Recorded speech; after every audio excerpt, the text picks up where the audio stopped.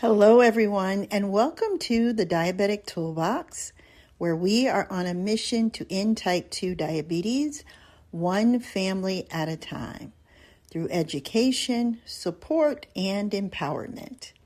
If this is our first time meeting, my name is Renee. I am an emotional eating and diabetes lifestyle coach and yoga teacher, and I help folks over 40 diagnosed with prediabetes or type 2 diabetes to lower their blood sugar, lose weight, and increase mobility without spending hours in the gym or feeling like they have to give up everything they enjoy. Today is the final episode of our Men's Diabetes Blueprint series. And if this series has supported you in any way, I would love to hear from you. You can email me at thediabetictoolbox@gmail.com. Today, we're talking about one of my favorite topics, movement. And I love this topic because exercise is one of the closest things we have to a natural solution when it comes to managing blood sugar and weight. And when you pair movement with a really great whole foods diet, you become unstoppable. But here's the question. If we know that, why are so many people still not moving? I think a lot of it comes down to how we think about exercise. Many men believe it has to look like intense workouts, long hours in the gym, pushing themselves to exhaustion, carrying around those gallons of water jugs, and just pushing until you can't push anymore. So when life gets busy or your energy is low, it just feels easier to skip it altogether. But what if movement did not have to be that extreme? What if simple, everyday movement could actually change how your body handles blood sugar? Let's talk about what happens when you move. Your muscles play a major role in how your body uses glucose. When you engage in strength training, your muscles become more efficient at pulling sugar out of your bloodstream and using it for energy. And this means lower blood sugar levels and improved insulin sensitivity. But it's not just about building muscles. It's also about helping your body to function better. Now, let's talk about something that's even more simple than weight training, walking, especially after meals. Even a short walk can help your body process the glucose from your food more effectively. So instead of that sugar staying in your bloodstream and causing a spike, your body starts to use it. And that means more stable energy and better blood sugar control for you. This is one of the easiest and most powerful tools we have, and it does not require any type of expensive equipment or even a gym membership. And then there is something that I think gets often overlooked when it comes to wellness in general, but especially diabetes management: sleep and recovery. If you are not getting enough rest, your body becomes more resistant to insulin. At the same time, your hunger hormones increase, making it harder to make food choices that support your health. Have you noticed that? Have you noticed that on days when you don't get enough rest, your body is craving things that are high in sugar, high in fat? Why is that? Because it's trying to get more energy. So even if you are eating well and trying to move more, poor sleep can make everything feel harder. Movement and rest go hand in hand. Your body needs both to function the way it was designed to. So when movement is missing, if you are not moving your body at least 10 minutes a day, your energy will drop, your body feels stiff, and simple tasks take more effort. Your blood sugar becomes harder to manage. And a lot of folks tell me that they don't even want to check their numbers because they know that they're going to be high. Please check your numbers. Knowledge is power, and checking your numbers will help you see what it is you need to be doing to get them lower. Think of it as information, not as an indictment of your personality. But not moving also affects your motivation and your mood. This is Mental Health Awareness Month. We're in the month of May, and movement is one of the things that can help you to manage your moods and your motivation.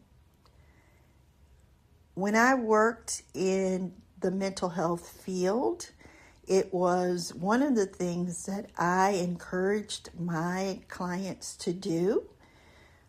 They were struggling with addiction and mental health. And part of our sessions would be to just take a walk outside. And it sounds simple and it sounds like this is never going to work. But walking is a tool that we can put in our toolbox to lower our stress and refocus.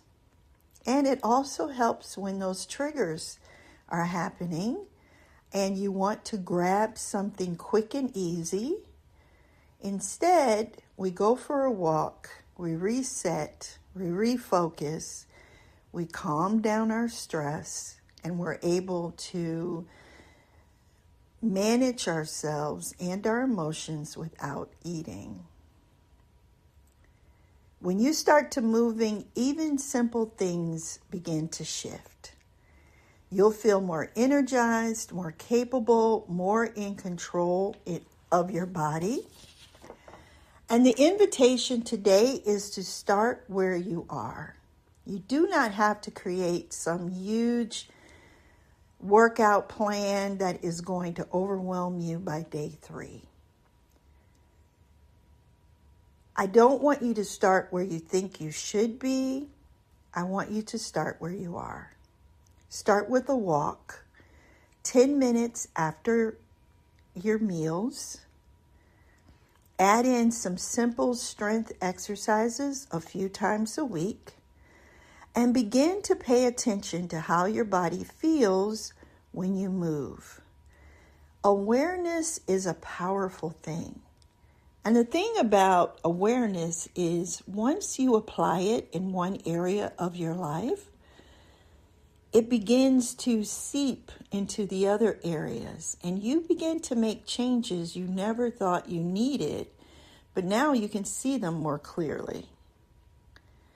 If you enjoy structured exercises, then try yoga, a cycling class, or even a weight training class. But if you prefer something simple, walking and stretching are more than enough to get started. This is about finding out what works for your life. Because if it doesn't work in your life, you are not going to continue it. And I apologize if you hear my daughter's cat. He does not like to be left out of the action, but I had to put him in another room while I was recording. Now, if you've been listening to this and you're thinking, okay, Renee, this makes sense, but I still don't know what to do day to day. This is completely normal. Starting something new can be hard and a little bit overwhelming, especially when you are dealing with cravings, habits, and a busy life. And that is where most people get stuck. They know they should be doing something, they don't know how to start. And that is why I created my 4-week emotional eating and blood sugar reset program.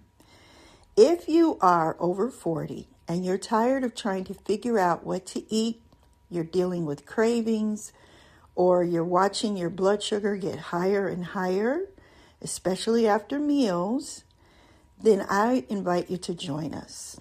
I will walk you through step by step a simple, realistic plan that will fit into your life. This is about helping you lower your numbers, lose weight, and feel more in control of your eating without an extreme diet or starting over again on Monday.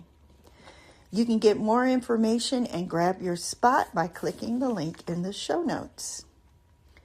So as we close this series, I want to leave you with this. Movement is not optional. It is one of the most powerful tools you have to support your blood sugar, your energy, and your long-term health. And if you are someone over 40, movement has to be part of your everyday life. But this is not about becoming someone different. It's about reconnecting with what your body is designed to do. And when you move, your body responds. Your blood sugar becomes easier to manage. Your energy becomes more stable. Your emotional eating triggers begin to tame and slow down, and you're able to control them better. And you begin to feel stronger in your daily life. I want to thank you for being part of the Men's Diabetes Blueprint series.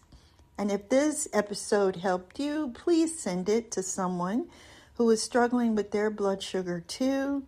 I promise they will thank you for it. Until next time, my friends, take care of yourself and each other. Bye for now.